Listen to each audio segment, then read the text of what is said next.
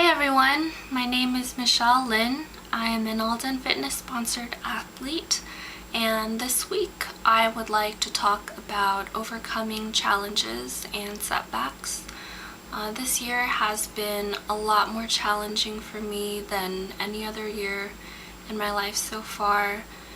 I've been dealing with a lot of health issues and injuries and the mental and physical consequences of those, and it's been really hard for me to accept and forgive myself. And the reason why I say that is because I feel like I'm responsible for my health and my well-being.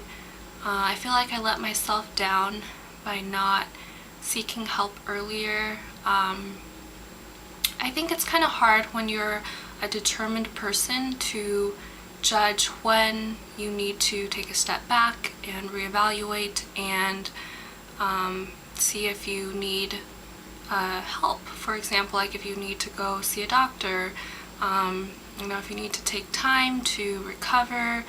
I think that's actually part of being strong. Like, I think you need to be strong to be able to determine when you need help from others. And I thought I was being strong by trying to power through my injuries and my health issues, but I actually was just a little bit ignorant. And I also had to accept that my health is the way it is, and accept that and figure out how to work on it, rather than just trying to continue on and hope that it'll go away. So that's something that I learned, and I think this is the first time in my life where I've really experienced a setback, a struggle, and I'm really learning to appreciate when people say that struggles and overcoming challenges develop your strength.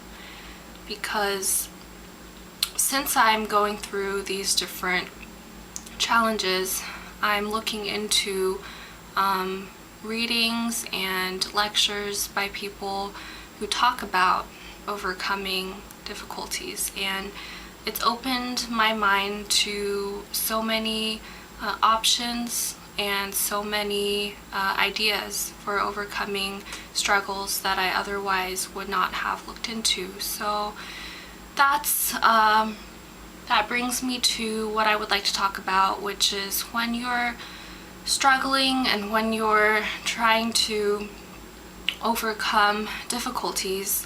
I'm going to share 3 things that I've been doing to try to get better and to try to overcome my personal challenges.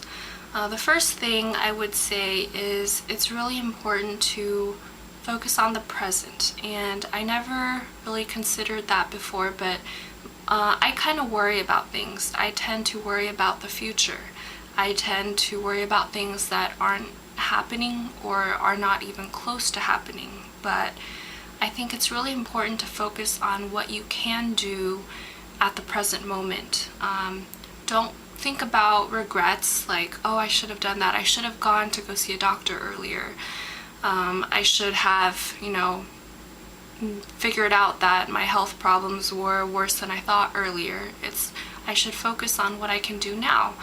Focus on what I can do to prevent having similar health problems in the future. The second thing is staying positive. It's really easy to kind of get stuck in like a vicious cycle of feeling helpless, feeling depressed, but it's important to focus on positive things. So I'm focusing on what I've been learning because of this, just health things. I've been learning a lot health-wise by talking to different doctors, and I've been opening myself up to different ideas for how I can go about overcoming this problem.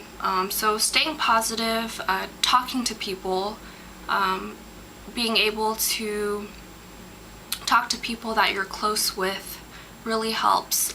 Just the support that your family and friends can provide is so valuable and so helpful. So I'm so appreciative of my family and my boyfriend and close friends who ask and check up on me to see how I'm doing.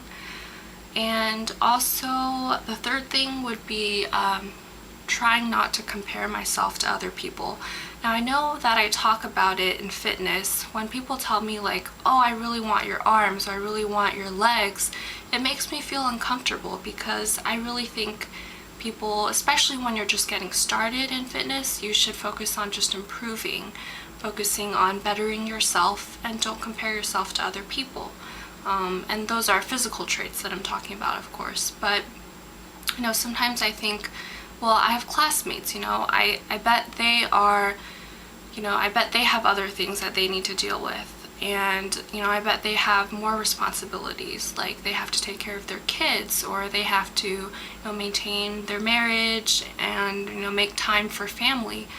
And so I compare myself to them. I'm thinking, wow, you know, like I just need to take care of myself and I'm not doing a good enough job. And I feel kind of like a failure because of my health problems. I have been having not much energy and I can't think. I can't breathe normally, and it's made it really hard for me to function in school.